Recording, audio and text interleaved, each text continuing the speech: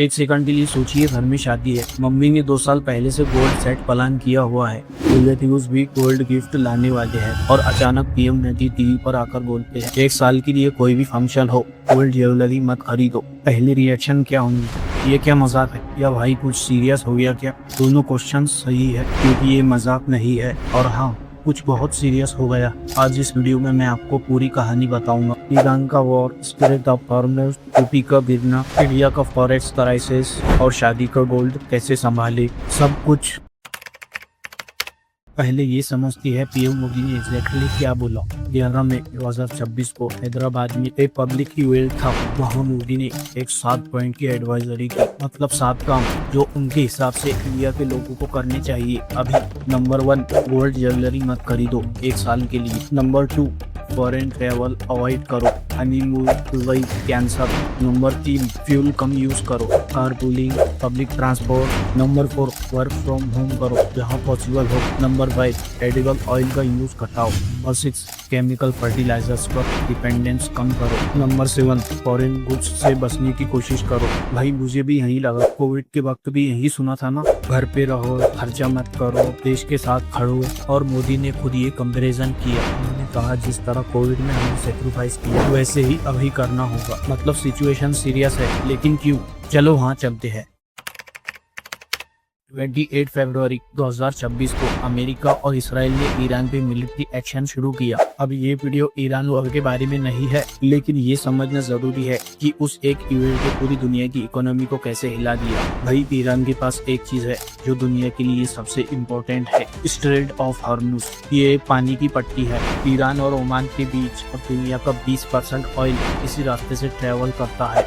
Saudi Arabia का oil, UAE का oil, Iraq का ऑयल, सब कुछ इसी गली से निकलता है। जब वॉर शुरू हुआ, टैंकर्स रुकने लगे, इंश्योरेंस कंपनीज ने रेट्स बढ़ाए, कुछ रूट्स बंद हो गए और ऑयल प्राइसेस सीधा ऊपर। आपकी कॉलोनी में एक ही रास्ता हो बाहर जाने का और वो रास्ता ब्लॉक हो जाए तो कॉलोनी की लाइफ रुक जाएगी ना। बिल्कुल वैसे ही दुनिया का ऑयल सप्लाई चेन एक ही जगह पर डिपेंड करता है और वो जगह अभी वॉर जोन है। इंडिया के बारे में एक फैक्ट याद रखिए, इंडिया दुनिया का तीसरा सबसे बड़ा ऑयल इंपोर्टर है, चाइना और यूएस के बाद।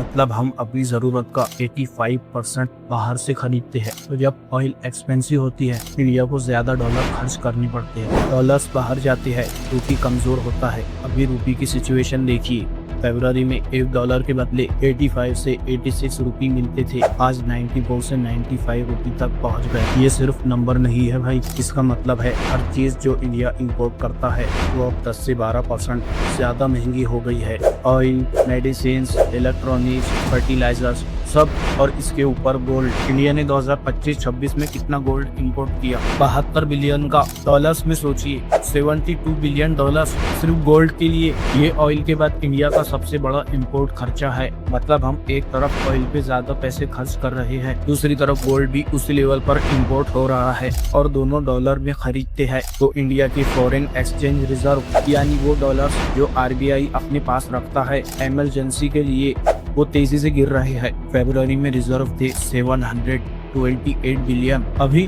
690 बिलियन। मतलब सिर्फ कुछ महीनों में 38 बिलियन उड़ गए। ये सुन के नॉर्मल लगता है, लेकिन भाई 38 बिलियन मतलब लगभग 3.5 लाख करोड़। इसीलिए मोदी डरे हुए हैं और इसीलिए उन्होंने वो एडवाइजरी दी।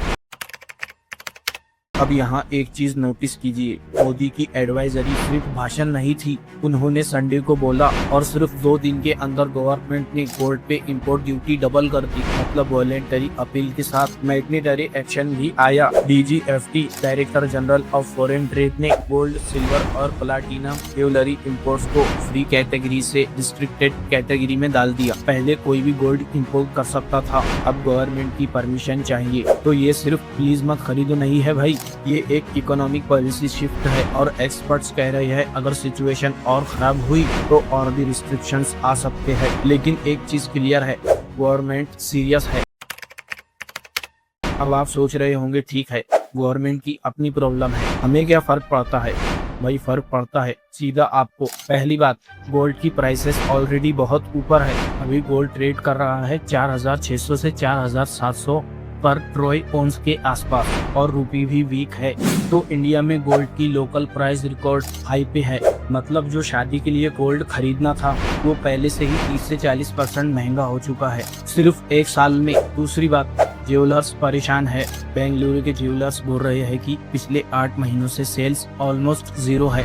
लोग गोल्ड नहीं खरीद रहे, जो पुराना है उसी को एक्सचेंज करके नया डिजाइन बना रहे हैं। तो अगर आप ज्वेलरी बिजनेस में है या कोई रिश्तेदार है तो सिचुएशन ऑलरेडी टफ है और ये एडवाइजरी से और मुश्किल हो सकता है। तीसरी बात, और ये इम्पोर्टेंट है, मोदी की एडवाइजरी में कोई लीगल बैन नहीं है। आप अभी भी गोल्ड खरीद सकते हैं, कोई अरेस्ट नहीं होगा। लेकिन इंपोर्ट ड्यूटी बढ़ गई है तो मार्केट में गोल्ड की सप्लाई टाइट होंगी, प्राइसेस और बढ़ सकते हैं। तो घर में जो गोल्ड सेट प्लान था शादी के लिए वो हो सकता है, लेकिन बजट ज्यादा चाहिए होगा।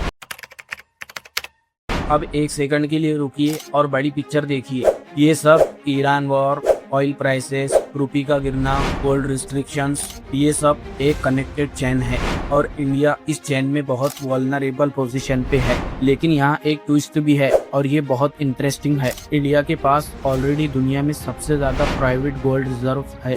एस्टिमेटेड 30 ट्रिलियन से 40 ट्रिलियन का गोल्ड इंडियन घर घर में रखा हुआ है, लॉकर्स में, अलमारियों में, बहू बेटियों के गले में। अगर इंडिया का आम आदमी अपना गोल्ड बैंक में देता, सोवरेन गोल्ड बॉन्ड या गोल्ड ETF में कन्वर्ट करता तो गवर्नमेंट को इंपोर्ट करना ही नहीं पड़ता। देश के अंदर इतना गोल्ड है कि सालों तक काम चल जाए। यही मोदी चाहते हैं। एक्चुअली नया गोल्ड इंपोर्ट करना बंद करो और जो ऑलरेडी है उसे प्रोडक्टिव बनाओ। स्मार्ट मूव है या डिस्परेट मूव, एक्सपर्ट्स में डिबेट चल रही है, लेकिन सिचुएशन रियल है, प्रेशर रियल है और इसका असर आपकी जिंदगी पे रियल है।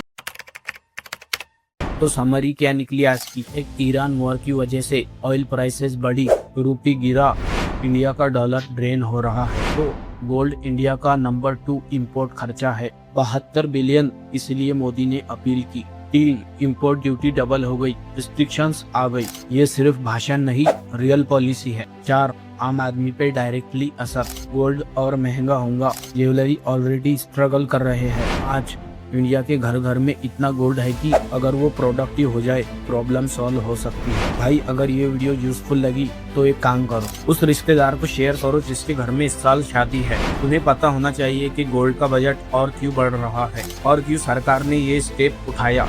और अगर आपको लगता है मैं गलत हूँ या कुछ और एंगल है इस स्टोरी में, कमेंट्स में जरूर बताए, मैं पढ़ता हूँ। एक लाइक तो बनता है। चैनल पे नए हैं तो सब्सक्राइब कर लीजिए। जियो पॉलिटिक्स की दुनिया की हर बड़ी कहानी देसी अंदाज में यही मिलेंगी आपको। मिलते हैं अगली वीडियो में, तब तक के लिए सोचते रहिए।